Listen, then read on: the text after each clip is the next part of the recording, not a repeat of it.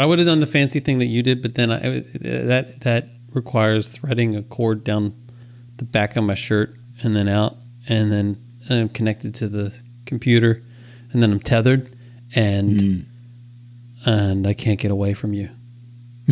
Well, hey, if I need to might make as well make it physical as well as emotional. I just sit on mine. I don't even thread it through anything. So that kind of extends the metaphor a little bit. Yeah. Hi, how you doing? I don't know what to do with that. I'm good. How are you? How you doing? Good. I'm doing good now. It's good to see you. It's good to see you. Yeah. Are we talking about that? Are we talking about that, or you want to go straight away? I think before we do that, I need to tell you about the Gobbler before we do that. Please tell me about the Gobbler. Because I'm going to tell you. That's the most recent pen. That's not even like a minute and a half old. You should, because you got to live vicariously, see? Because you are going to be able to have the Gobbler for a while, I don't think. Yeah. So, in fact, you might miss it because I think it's seasonal. It may be, yeah. For those who don't know about the Gobbler, it's a Wawa dish. In fact, if you Google search Wawa right now, the first thing you're going to get Helen Keller is Gobbler.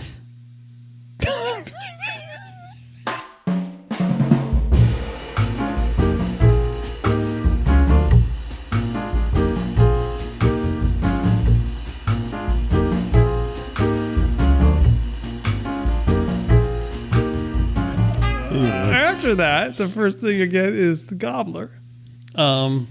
Classic hot turkey Gobbler. Now, I go for the bowl. And when I say I go for the bowl, I hadn't had this before. I saw this advertised on television, which is a dangerous thing about me watching live TV. Like if you're watching, if I'm watching F1 or if I'm watching football, football, they get all kinds of crazy commercials like this. I mean, if you want to see nutty, weird food commercials, you watch football live. So you got nutty food eaters that watch football. So I've heard. So I've been one. I'm watching this, see the commercial for the Gobbler, which is, I can only describe it as like what my Thanksgiving plate usually ends up looking like. Just you got your mashed potatoes, and you got your turkey and your gravy and a little stuffing, some cranberry sauce, anything else you can kind of get in there. And then and I like that also if you can get some sauerkraut in there, that's really good too. Yeah. Anyway, also some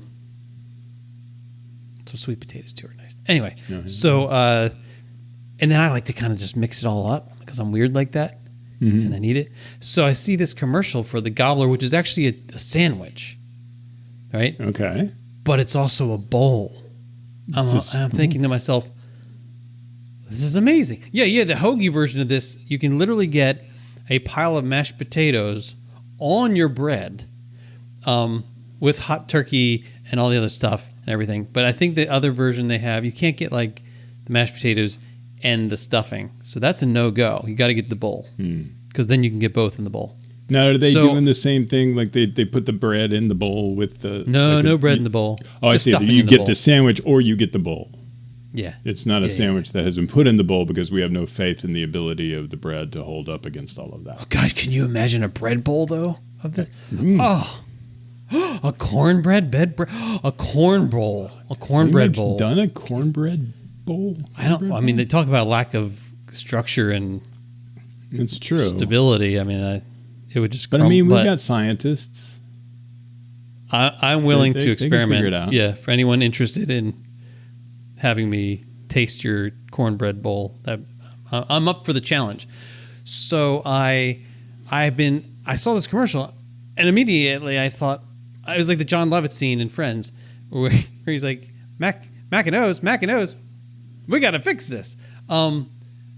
Or mac and cheese, whatever it was, mac and cheese. I just mixed the things up. He had the little O's that were the little life preserve. Anyway, I don't remember the Gobbler. That episode. You don't? You need to find it. It's where he's been like smoking some stuff, and he's great. So I see this commercial, and I immediately want it. I want it now. And weeks go by now. By weeks, I mean like 10 days maybe go by. And I just can't get it off my mind. It's all I can. Hey, you want to get a gobbler? Maybe I should get a gobbler for lunch. I don't know if I'm gonna. And then I've been also doing the Noom thing. So I bet Noom loves the gobbler. Well, I did look it up, and it turns out it doesn't hate the gobbler. It's not for you Noom people out there. It's not an orange food. It's a yellow food. Now I got to say the gobbler bowl I'm talking about. The gobbler hoagie, I wasn't going near it. But the gobbler bowl is considered a yellow food, and it actually only comes in at what do you think the calorie count on that is? What do you think? What would you say the size of the bowl is? No, like a cereal bowl, a salad bowl, like a salad bowl, like a small salad bowl. Yeah, I'm gonna go with 1,400 at least.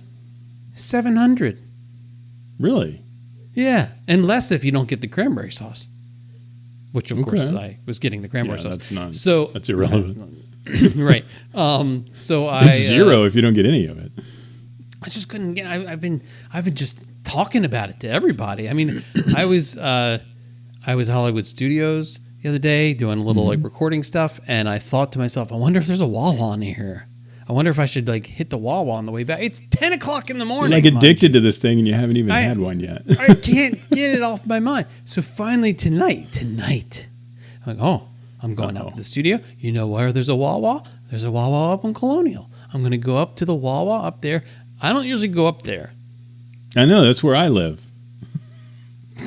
No. You live on the other side of Colonial. The demilitarized zone there. Colonial is a beast of its own. Let's be honest. Well, that's true. That's very true. The Colonial and it goes a lot longer than you think.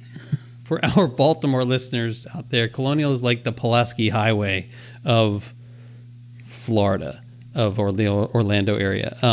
Colonial, yeah. Anyway, so I go out there. I try to do the online ordering thing. That's not working. So I actually go in and I park. And then I realize, oh man, my bag's in the car with my computer and everything. And I'm taking it in with me. I can't leave that in the car. Not on Colonial. So I'm like, take the bag in.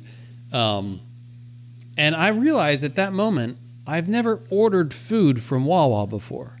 Yeah, I haven't either. I have no idea how this system works. And I'm just, I could ask somebody, but I'm just looking around, trying to figure it out. People are looking. You go into a place like this, and they all immediately look at you like, why are you here? What are you doing here?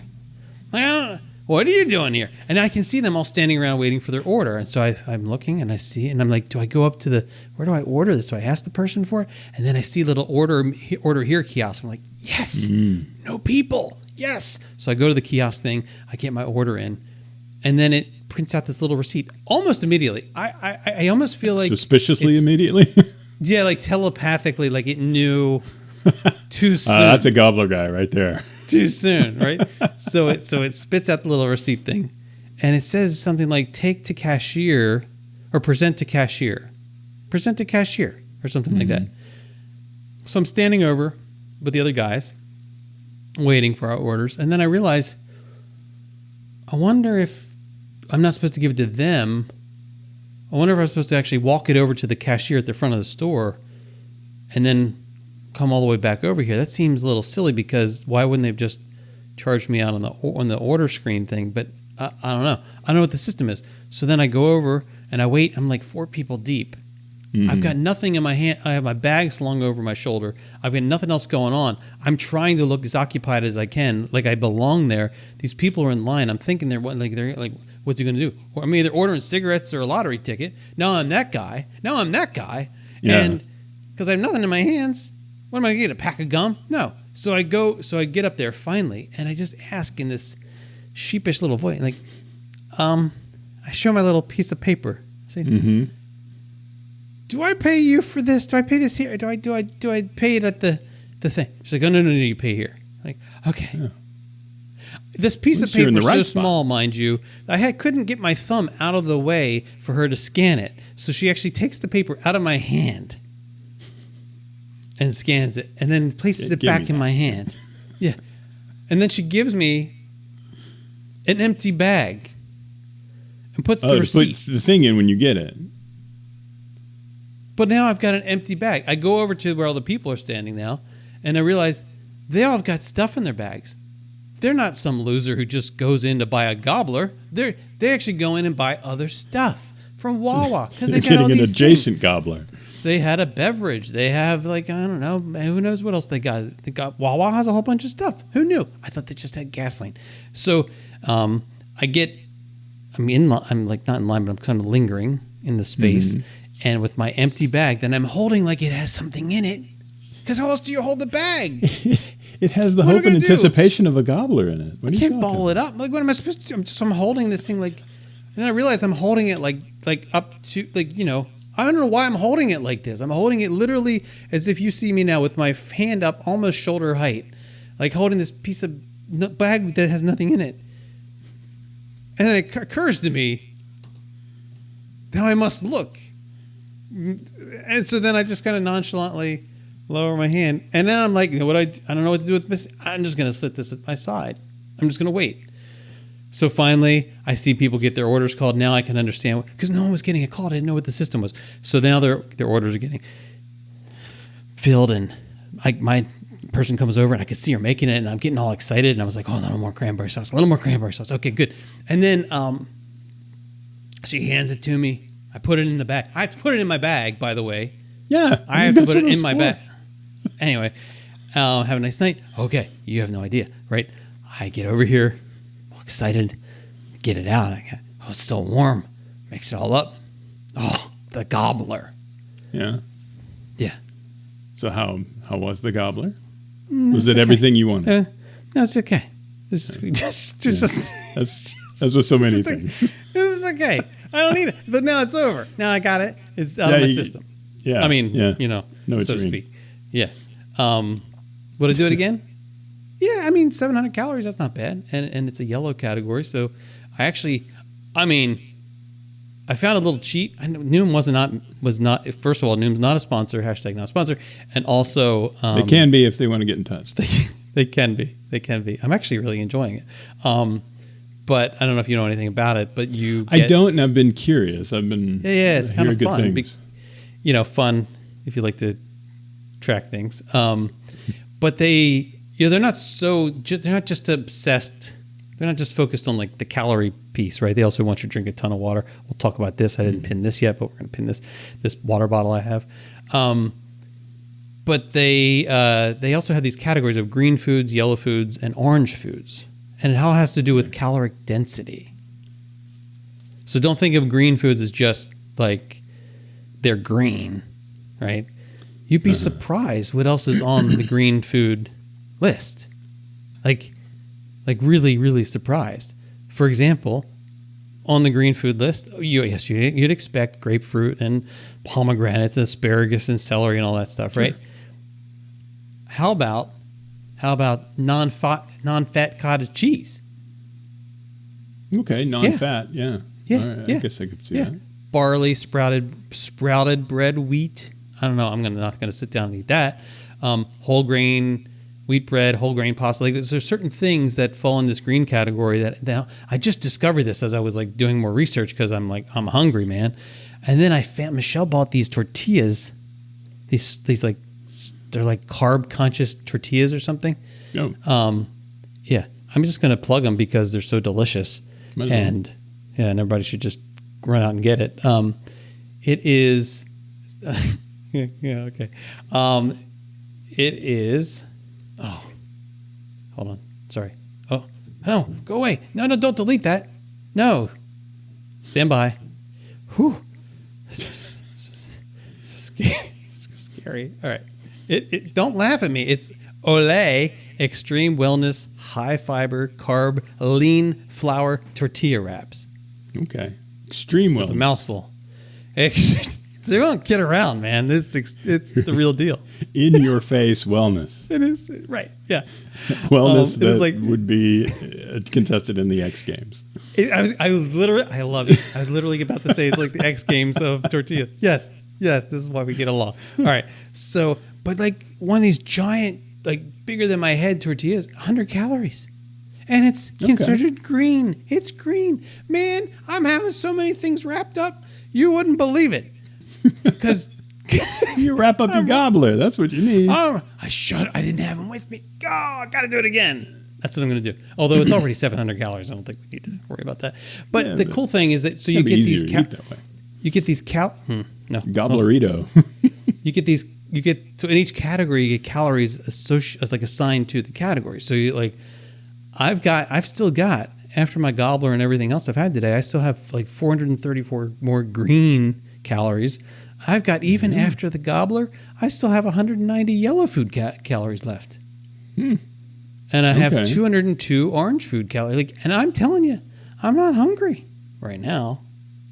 Yeah, it's early, but yeah. Yeah. But that's pretty cool. I like that they don't go with the judgmental red color for the top. No, it's pretty burnt orange though. I mean, they're getting the message across, but they're not going full. And it's kind of sad, some of the stuff that falls into that category, because it's not bad. Yeah. It's not. They're also about. It's not. There's no good food and bad food, right? It's just. It's all about caloric density. There's no shaming. Like you can eat whatever you want to eat. You just have to recognize the consequences of it, right? So I'm also supposed to drink this enormous amount of water. Yeah. Right. And basically, you're supposed to drink, and this isn't just them. This is kind of by any other standards, is a half an ounce per pound, essentially. That you so you can imagine, yeah. So you can imagine how much water that is. Right? Without getting insulted. You know me. Yes. You've hugged me. You can imagine how much water that is. Right? So I got this thing called, again, we're not like hashtag not sponsored, but dude, if you don't, we should totally put this link on there somewhere. The Hydrate Spark is what I have. Hydrate Spark. And I wish I could show you how this works, because I'm like, if I do this, I wonder if it'll do it. I put it down. Okay. I'm putting it in my palm. I'm raising it up. I don't know if this will work or not because I'm still shaking it. It's not going to do it. But if it was a table, if my palm was a table, it would glow right now, because it's basically recording like how much I just drank out of it. Oh. And then that syncs to my device. Holy crap. And it tracks smart water how much water. So I don't have to keep track of it, because for the first several days, I'm like, man, this is a pain. And I would forget to log it. And then I'm like, did I have a glass of water? I don't remember. This thing, 20 ounces, and I go through a few of them. It's interesting. Yeah. But man, so if I have to stop in the middle of this to go somewhere, it's, you know why. Yeah, I do. We'll put the test pattern up. Because otherwise, at the end of the day, I'm like 20 ounces down, and I'm sitting here guzzling. Cramming.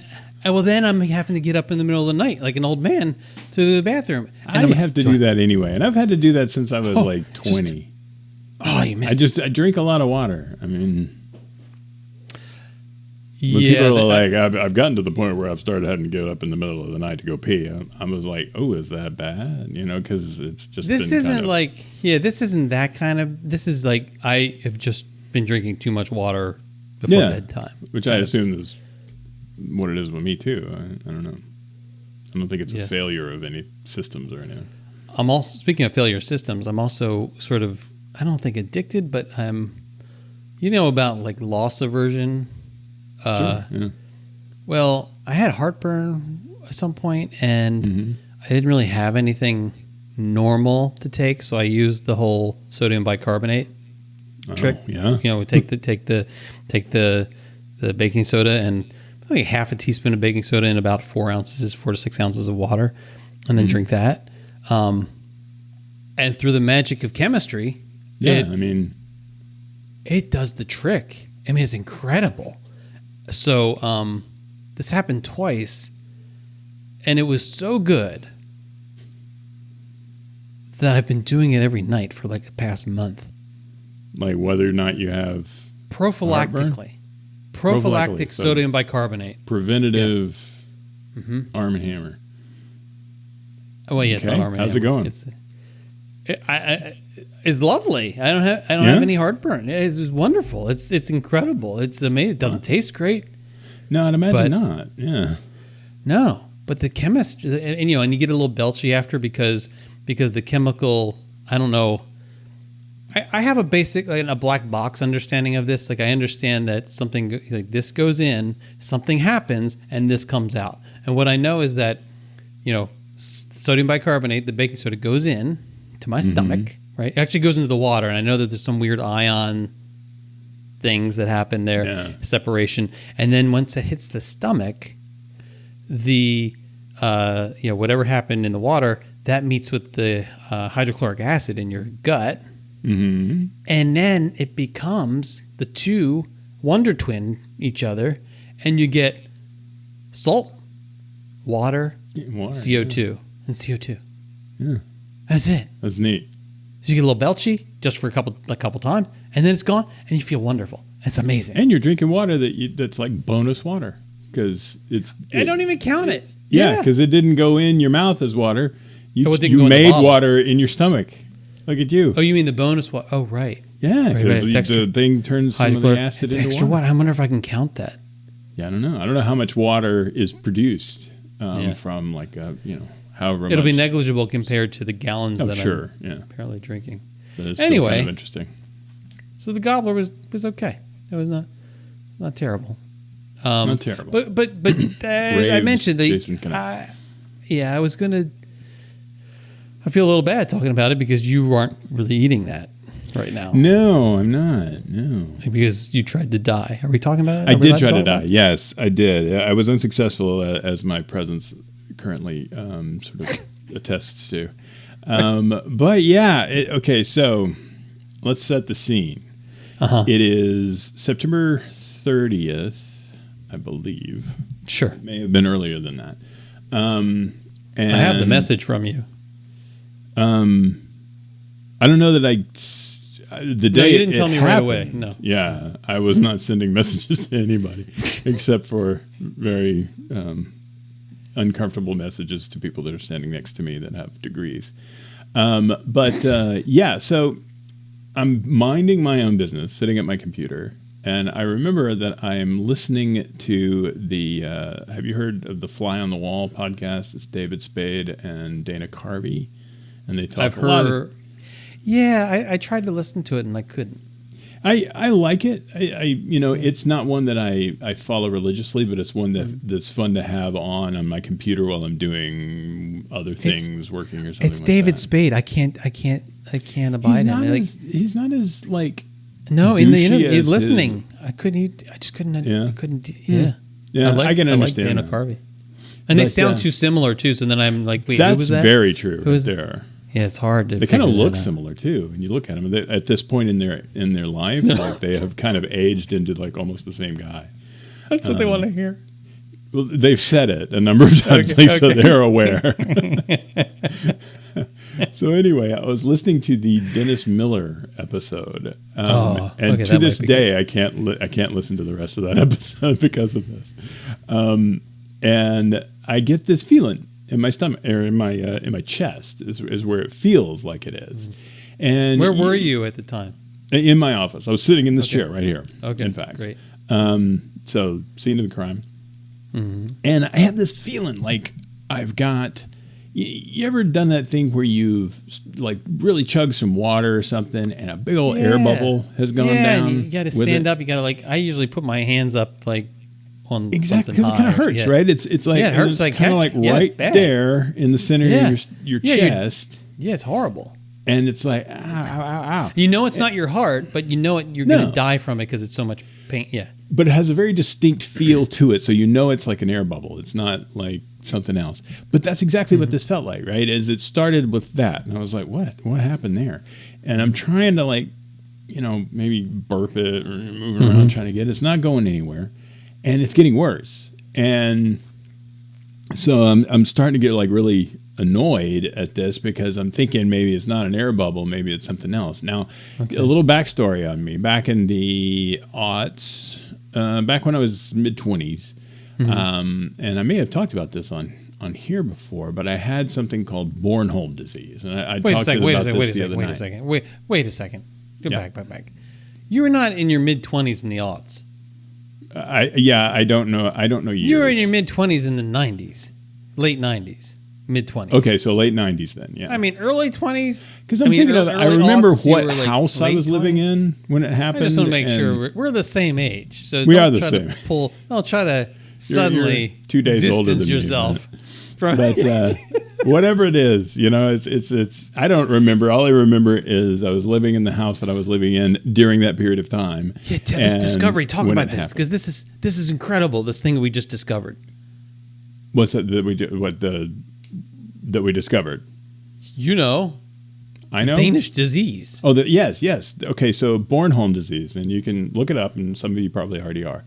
And it's a very rare disease. It is the slightly colloquial name for something called epidemic pleurodynia, and it is more colloquially known as the devil's grip. And that's how I knew this is the disease that I have.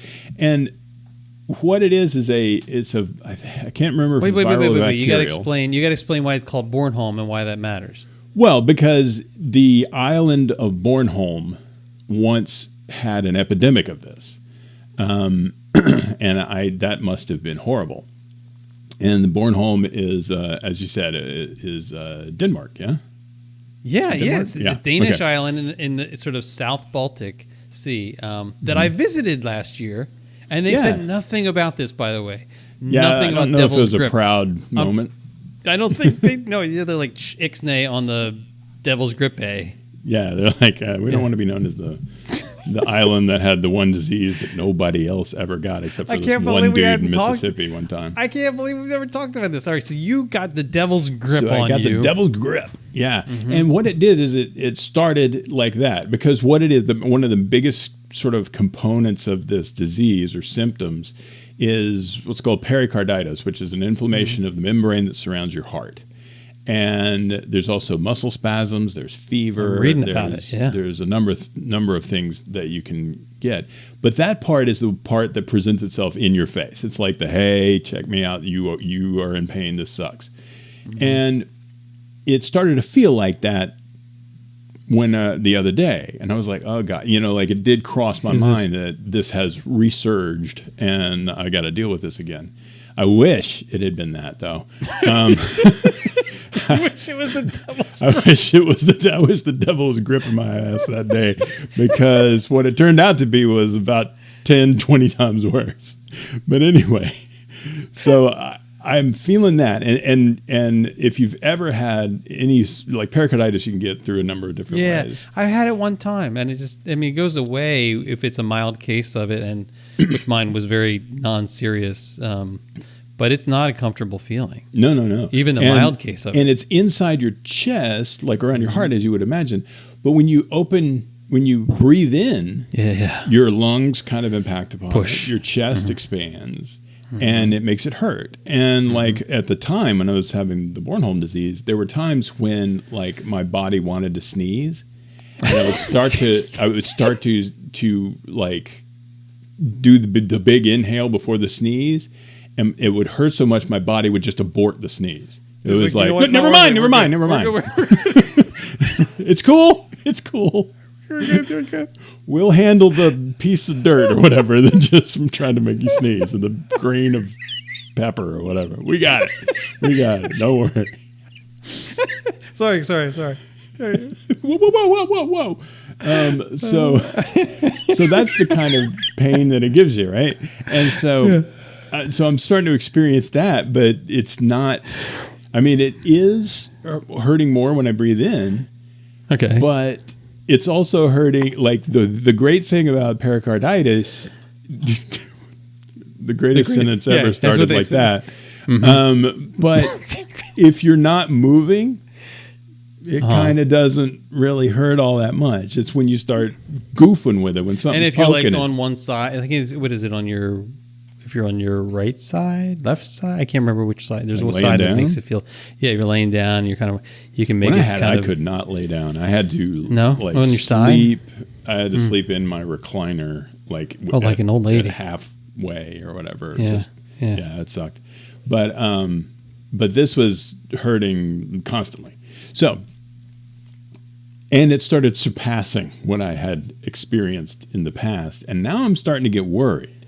But I'm also feeling the nausea. And I'm like, okay, maybe that's it. Maybe this How is much some... time had transpired at this point? This, honestly, I couldn't tell you. Probably 10, 15 minutes from the first noticing it to the point where I was like starting to get really concerned here. Okay. But I don't trust my time sense during that period of time. But I was like, okay, I'm feeling a little nausea now. Maybe that's it. Maybe this is some kind of a food poisoning that I've got. And if I like go and yark, I'll be fine. Well, I tried. And my body was like, yeah, you've got nausea. Oh, you want to puke? No, you can't. We're not. Yeah. That's not what closed business for that. we're in right that. Yeah. And so now I was really confused because like I knew that was my, and I hate puking. I will go I don't think that, out is there of anybody my who does way. like puking? I don't But think like, anybody even beyond the normal person, I'm like, I don't know if anybody just enjoys it, but I really will go out of my way to not. And I don't know, it's just such a horrific sensory overload, chaos, cacophony that just happens, and I just really don't like it. But at this point, I was like, whatever, just do it. And but no, my body was like, yeah, that's fun. I'll give you a gag, but that's it. That's all you get. And so now I'm like, okay, I'm out of ideas. I am out of ideas. This is getting worse. And at this point, I call up to Emily and I say, I need you to come down here. And she, like, number one, I never do that. So she's like, what? And so she comes down and I just explained to her, look, I am in serious pain. I have no idea what's going on. And she's like, do we need to go to the hospital? That's another thing that up until this happened, I was very reluctant to do, is just go to the hospital. I'm like, surely I can find a way out of this myself. But like, it was no hesitation. I was like, yeah, I think so. And so she was like, well, I know it's serious now. So we jump in a car, head to the hospital. I get like, she goes in, she says that she thinks I'm having a heart attack. Something in me knew that wasn't it. Because I could feel my heart beating. I can hear her saying it. I can hear her saying it too. And then I can hear you correcting her. I was like, I don't think that's it. Like, and it was one of those things. It's like, don't. They're going to do the thing. Like, don't. And it was like, my left arm isn't even doing anything weird. And I've seen movies. I know that's what happens. But so they put me in this wheelchair and immediately put me in a room. And I was kind of like, well, that's cool. I had this idea in my head that I would be like trying to fill out a piece of paper sitting in the waiting room. I think she did you a favor with the heart attack. Probably so. That's plus they could fair. see it on your face, and fair. if they had triaged you right at that moment, then they see what your blood pressure is and everything else. Yeah. Well, the thing is they get me in the room and they don't know what's going on with me any more than I do, because all they know is I really, really hurt in the center body area. And there's a lot of things that could be. So they drew some blood and they did some other stuff. And honestly, some of it I'm a little fuzzy on.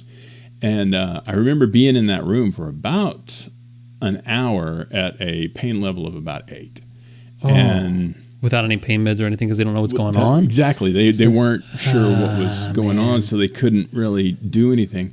And but finally they came back, and I also came back as diabetic, which I am not.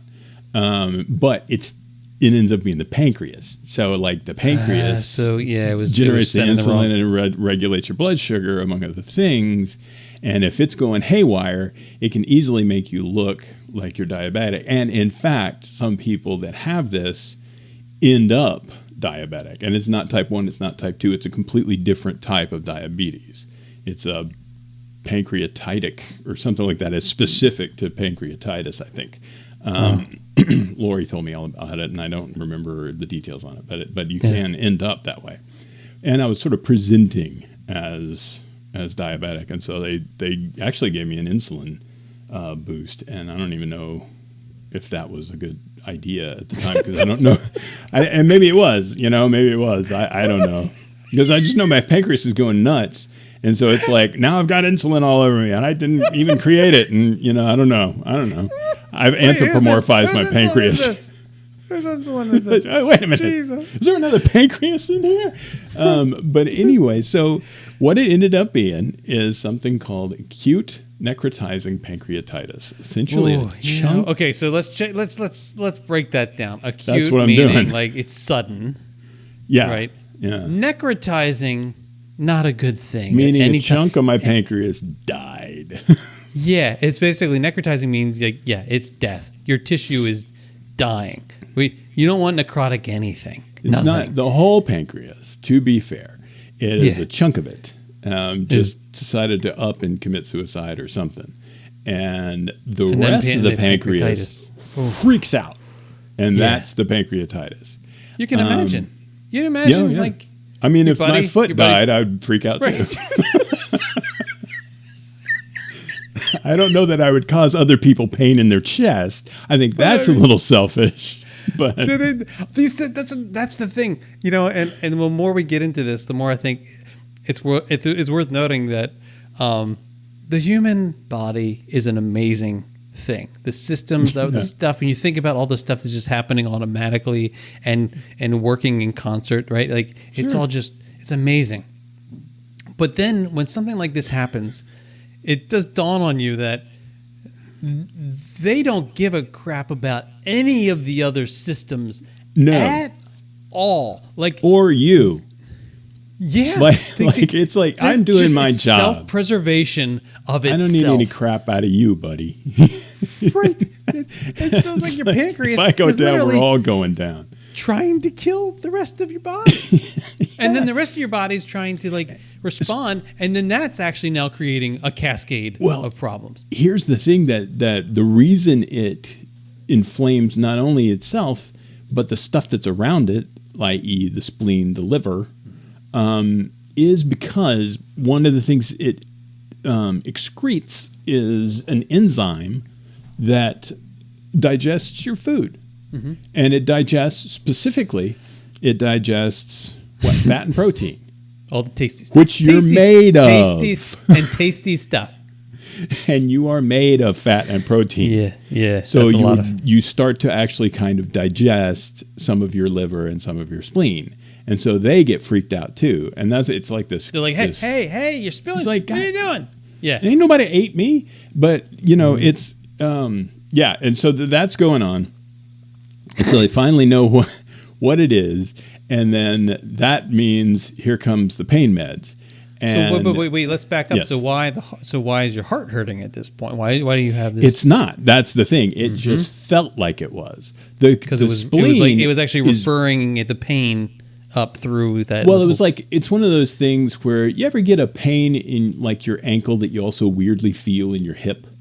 Yep. Like the nervous system is very bizarre sometimes. Yeah. Well, you get that nerve. I mean, and you have your what is that nerve that passes all the way through? That was also the big nerve.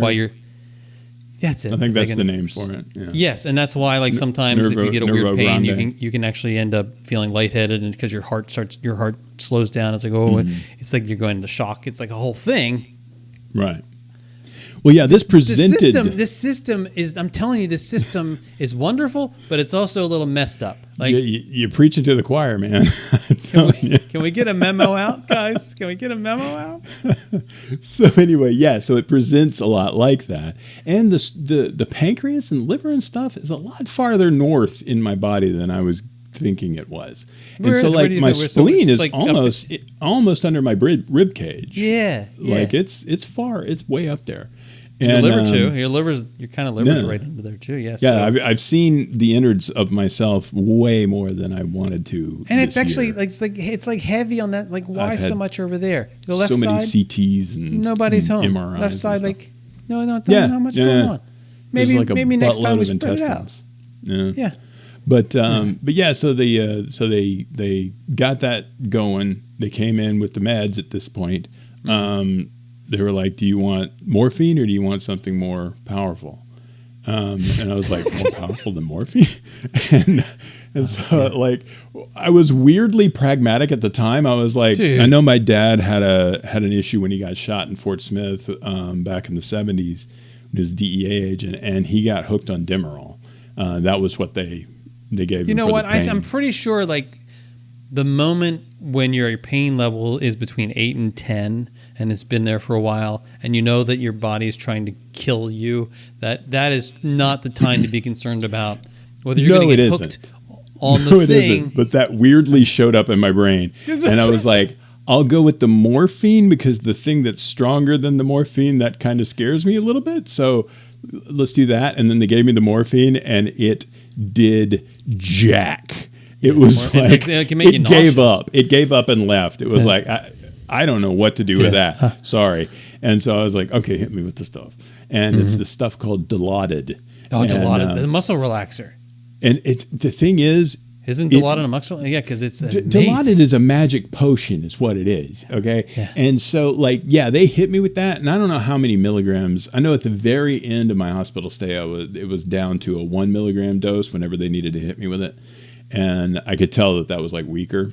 But I think they put 5 of them in there or something. I don't know what the max dose is, but I think that's what they hit me with, because at that point, like cartoon animals kind of showed up and started singing me to sleep and stuff. Now, I will say this though, like in all seriousness, I was wrong. Dilaudid is not. Dilaudid is that's a straight up pain med. I was thinking of Soma. They gave me Soma when I had Bornholm. Soma's lovely. That's good stuff too. Yeah, but I tell you, I've never had Dilaudid. I don't know. I will tell you this about Dilaudid. Number one, it didn't, like in all seriousness, it didn't really give me a high. Like it's an opioid. I would have figured I would have been like, all right, but except for the high that the pain is now gone. Well, not gone. I've always said that. Yeah, I've said about hydrocodone when I had that after my back surgery. Mm-hmm. It didn't. It's like it didn't take the pain away as much as I don't care about the pain. Yeah, it did reduce my pain down to the perception of pain 2. Or something. It's just But then the 2 also didn't bother me. Yeah, He's like, I'm okay. But I tell you the other thing. I didn't feel the high from that either. Yeah, and luckily I never had there's a lot of things that, like food. Hey, I'm looking at you, that I can become obsessive about. Like those kinds of drugs, thank goodness I never had an issue with. Yeah, me neither. Just future, for everybody listening to this, if you're in a position where they're asking, hey, should we give them the super powerful stuff? Yes, please. If you're experiencing pain, let them give you what. If they're offering it to you, then it means it's okay for you, because they know what they're talking about. And so they hit me with that, and it got the pain into a good spot. Good. But the thing it also does is make you very, very sleepy. And so I remember I think they call her the hospitalist. It's sort of the doctor that is in charge of everybody.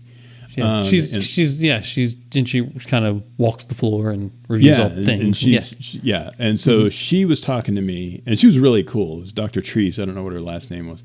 This is over at Advent Health, by the way, in Winter Garden. And I've got nothing but hugely positive things to say of everybody over there. That's great.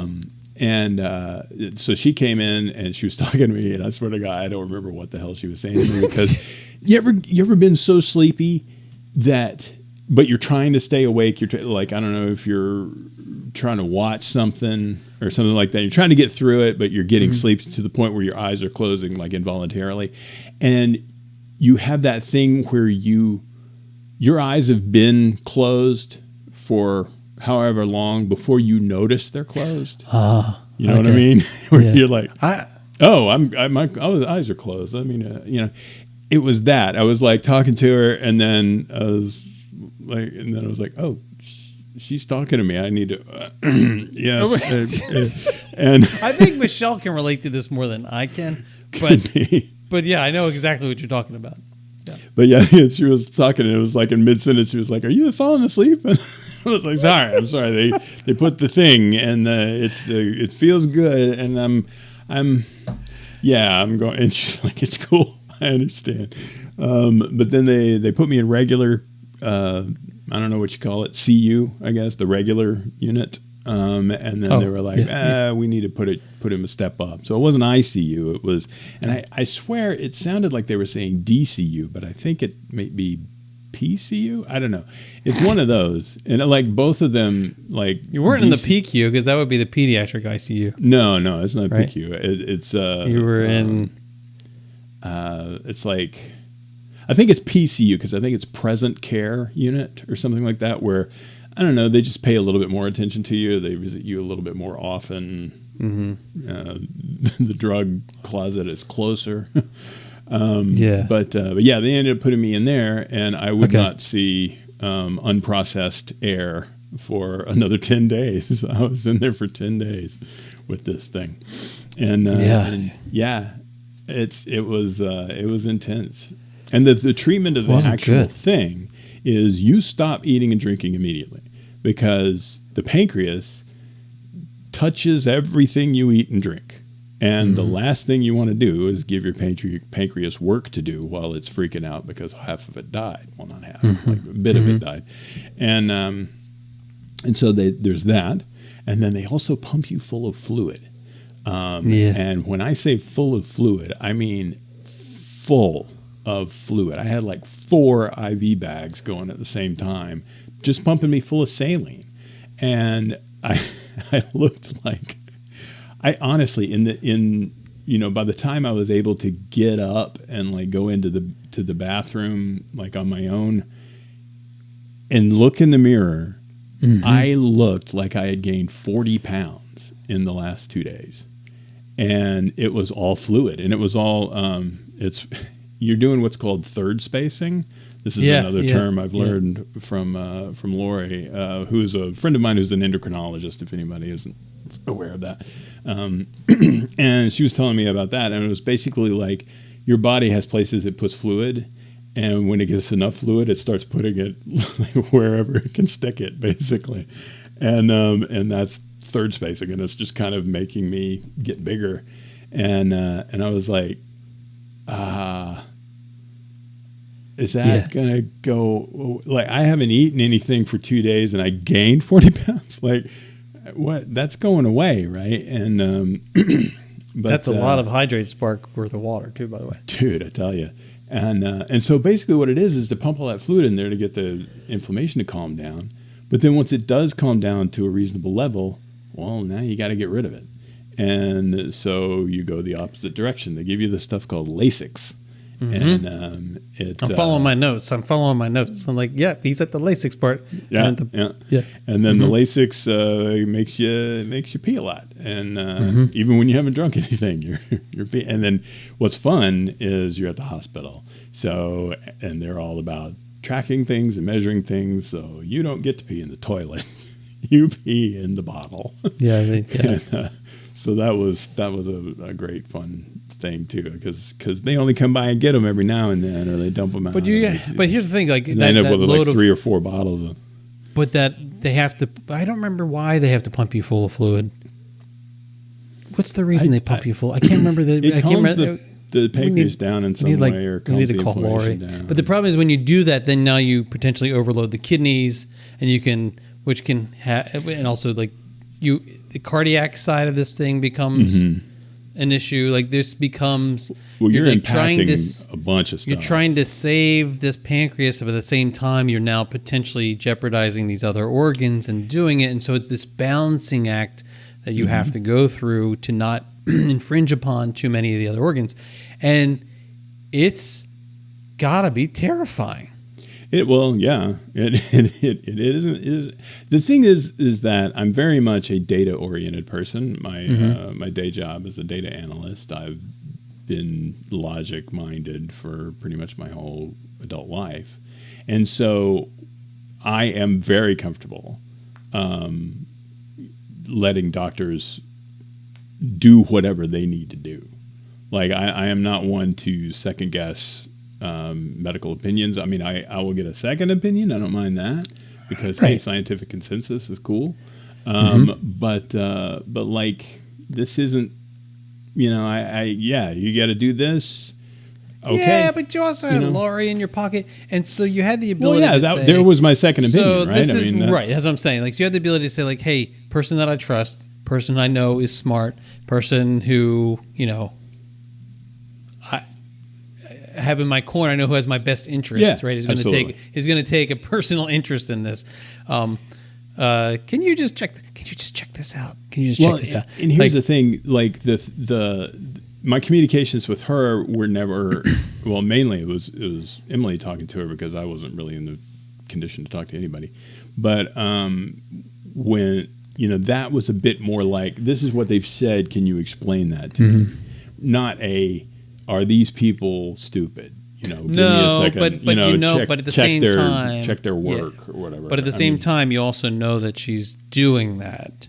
Yeah, I mean, it is a side effect, but it wasn't the intent, right? Because pancreatitis, as catastrophic as it is pretty common, and it's pretty settled science as to what to do. I'm not so sure what you had is very common. Well, it's not a common type of pancreatitis, but I think that that's more down to cause. It was certainly at a higher level, like a regular pancreatitis. This was necrotizing pancreatitis. It was acute necrotizing pancreatitis, and I don't know if that's 2 levels of it's worse or just 1 level. Like all necrotizing pancreatitis is acute by definition. I don't know, but I know that it was a little higher than regular old pancreatitis. Yeah. But anyway, we can say the word pancreatitis. This is the secret word of the day, folks. But but yeah, and also though, once you're peeing out, I mean, this is kind of a graphic episode. No, let's just go there. But once you're peeing all that stuff out, you're also peeing out like nutrients and particularly potassium, which a lot of your body needs for, like, I think it's your heart basically. I think that needs potassium kind of important. And so I'm also taking these giant horse pills of potassium every 6 hours. Because you're not allowed to just eat a kiwi. No, and I don't think there's enough potassium in a kiwi. No, you need like New Zealand. I would need to eat the North Island in order to actually get the right amount. Right amount kiwi potassium. It puts the K in kiwi. So I was taking that stuff, and then infections, blah blah blah, and so I'm taking giant amounts of antibiotics, and most of that's going through the IV, and of course, I get the Dilaudid train every now and then because it's not stopping with the pain stuff, and just basically I just kind of sit in like the world's worst hotel room for 10 days. So speaking of that part, because I got to tell you, when he first sent me the information about being in the hospital, I think it was pretty quickly after I think I checked in with you. I said, he's still alive.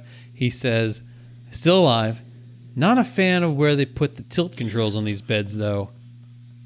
Pin.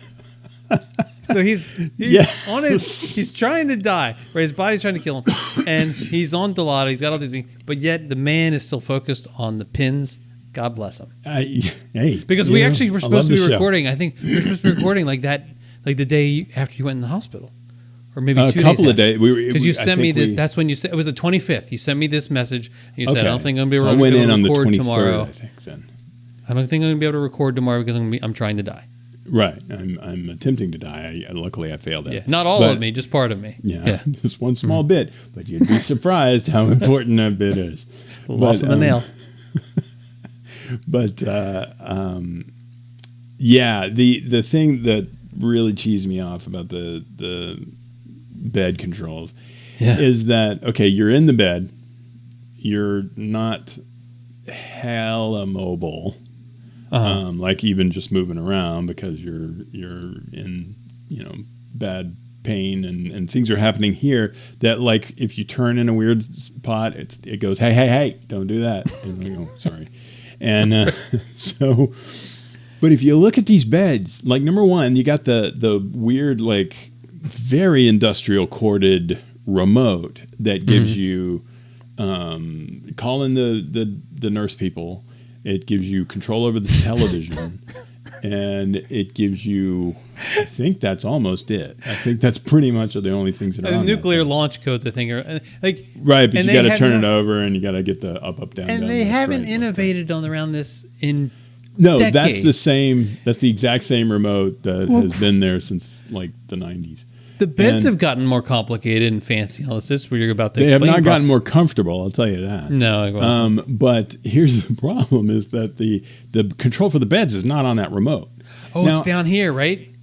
I guess I get it so that you don't sit on it and accidentally and you end up in a really painful position. You can't do anything about it or something. But they don't give you your own. Isn't there a separate control for that, like handheld control? Not a handheld. No, it's just at least not where I was. It's on the side. It's on the side panels. It was probably hanging dangling there because here's the thing. When you're laying down, and let's say you're laying on your back and your arms are at your sides, the buttons are approximately 3 inches above where your elbows are. Exactly the worst possible place they could be. You have to you can't get. It's like washing your back. You can't move over. Yeah, it's like washing your back, the middle of your back with your hand. You can't do that. Right. It's like it's like trying to tap your own elbow. Like you're and I'm in a pain thing where if I'm moving around too much, that's bendy like that. No, on a good day.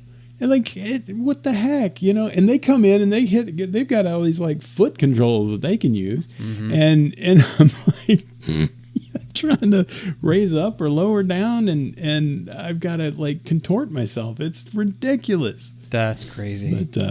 But yeah, that's. Did you finally find the right spot? Did you get your number set? No, Don't you wish you had that too? Can you just put me on an 18? Man, if they had a sleep number hospital bed, that would have been just give me an 18. Yeah, just let me program this. But put me in, whatever. And and here's the other thing is I'm a stomach sleeper. And me too. For that. Did you convert? Are you now sleeping on your back? I am not. No, as soon as I was able to sleep on my stomach, I started because I was like, that was the first sleep time on my back. That's the first time I had a good night's sleep, I mean, I can sleep on my back for a nap or something like that. I can go 15, 20 minutes. But if I'm sleeping overnight, I got to sleep on my stomach. Or maybe my side. Like every now and then I'll be able to sleep on my side. Yeah, sure. And that was even worse. That's like that, when you sleep like this and the gravity is like pushing some stuff down onto your pancreas and your pancreas is getting pushed into other things. And here's another fun thing. I didn't know why this was happening until Lori told me, is I would get weird bouts of hiccups, especially in the middle of the night. And your diaphragm's if you've got this going on, hiccuping is not pleasant.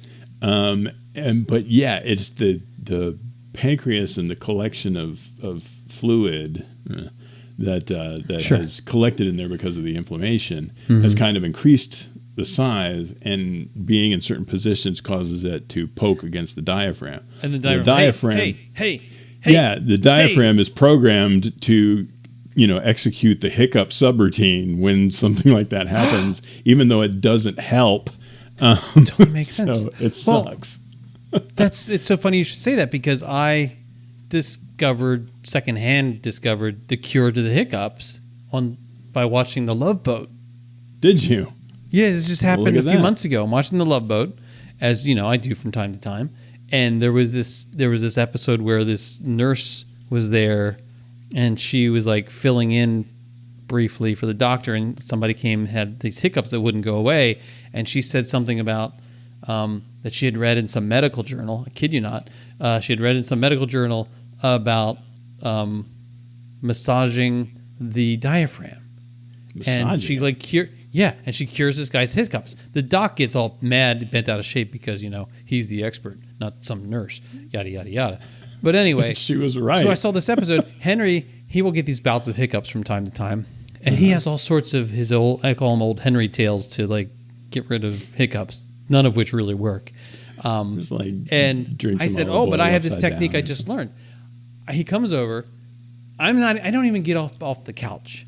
I lean over to him. I lay on my hands, like as if I'm like on, as if You're I'm healing on. him. I'm like, I'm on television now, right? Like, come touch your screen, touch my hand.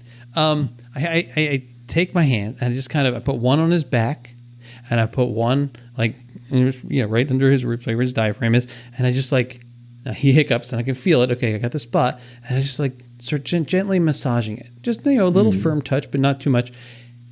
They went away, completely, and now it's happened a few other times and it's worked successfully. I'm a healer. Yeah, I'm a hiccup healer, and you've got Love Boat to thank for it. I have the Love Boat of all the places, but this totally makes sense that you said the pancreas is pushing up against the diaphragm. You can go the other direction too. You go the other direction. Yeah. Like you get somebody and start poking them in the diaphragm, and it gives them. Maybe you can instigate it. Yeah. Mm-hmm. Interesting. But it's weird, isn't it, that the body has so many of those subroutines? It's not like coughing. Number one, we kind of do that. I mean, you do it, involuntarily when something goes in there, your body goes into a coughing fit. But a cough is a very simple thing. It's cutting off your air and then letting a bunch of stuff out at once. But something like a sneeze, that's got steps. That's like you do the and it's completely involuntary. You are inhaling and then you're doing this pooch thing out, and it's like a subroutine.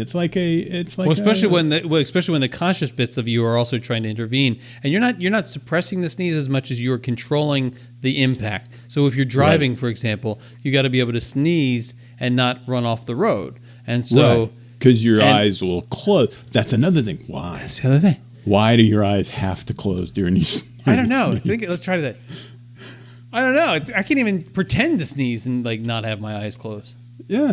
Yeah, I think there's a way, but you might burst your retina or something. And I tell you another thing is while you don't have control over whether or not you do have control over whether or not you sneeze, and there are ways to abort it. Having pericarditis is one of them. But the other thing that you can do, though, especially if you have, say, a mouthful of deviled egg or something, is direct. Is this coming out of my nose? Is this coming out of my mouth? Right. Is this coming out of both? Like a regular sneeze, just kind of it's all at once. But there are some times when you have an emergency and you need to divert everything to one of those passages, and like having a mouthful of something is a big part of that. And you try to direct it all the way out of your nose, or you do the nose pinch and try to keep it from happening at all. That's never worked for me. Oh, that works for me. I think that just like looking at a bright light will help make me sneeze. If I feel like I need to sneeze, that also doesn't work for me. Yeah, I don't know what it is. I think I have inherated my sneeze from my grandfather, probably, because my sneezes are extremely violent and and loud, and sometimes they come completely out of nowhere. It's like there's not a thing about sneeze. I mean, there is, sometimes there is, but sometimes I'm just holy crap.